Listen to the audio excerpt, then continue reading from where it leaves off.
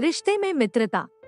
Mummy जी के चेहरे की चमक और किचन से आती पकवानों की महक दोनों की वजह एक ही है। आज लंच में उनकी एक फ्रेंड आने वाली है। उन्होंने कल ही हमें बता दिया था। मम्मी जी कल ही मेरे साथ अपनी फ्रेंड को गिफ्ट में देने के लिए महंगी सी साड़ी भी ले आई थी। आज मुझसे भी पहले किचन में घुस गई। उसके बाद बड़े जतन से खुद से तैयार की गई पकवानों की लिस्ट में से एक के बाद एक डिश बनानी भी शुरू कर दी। मम्मी जी बहुत खुश नजर आ रही थी, पर मैं बेमन बनावटी मुस्कान चेहरे पर सजाए काम में उनका हाथ बटा रही थी, क्योंकि मायके में मेरी माँ का आज जन्मदिन है। शादी के बाद यह माँ का पहला जन्मदिन होगा, जब कोई भी उनके साथ नहीं होगा। अब मैं यहाँ, पापा ऑफिस टूर पर और भाई तो है ही परदेश में। मायके जाने के लिए कल मम्मी जी से बोलने ही वाली थी कि उन्होंने मेरे बोलने से पहले ही अपनी फ्रेंड के आने वाली बात हमें बता दी। दोपहर में लंच और शाम को हम सभी का उनके साथ फन सिटी जाने का प्रोग्राम तय हो चुका था। मैं क्या कहती, इसीलिए मन मार कर रह गई।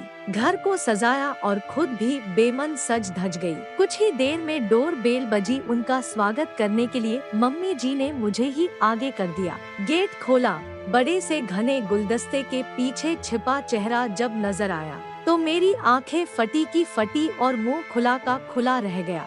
सामने मेरी माँ खड़ी थी। माँ मुझे गुलदस्ता पकड़ाते हुए बोली, सरप्राइज। हैरान खड़ी मैं अपनी माँ को निहार रही थी। बर्थडे विश नहीं करोगी हमारी फ्रेंड को? पीछे खड़ी मम्मी जी बोली, माँ आपकी फ्रेंड?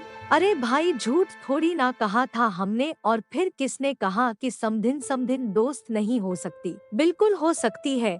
जो अपनी बहू को बेटी जैसा लाड़ दुलार करे, सिर्फ वही समधीन को दोस्त बना सकती है।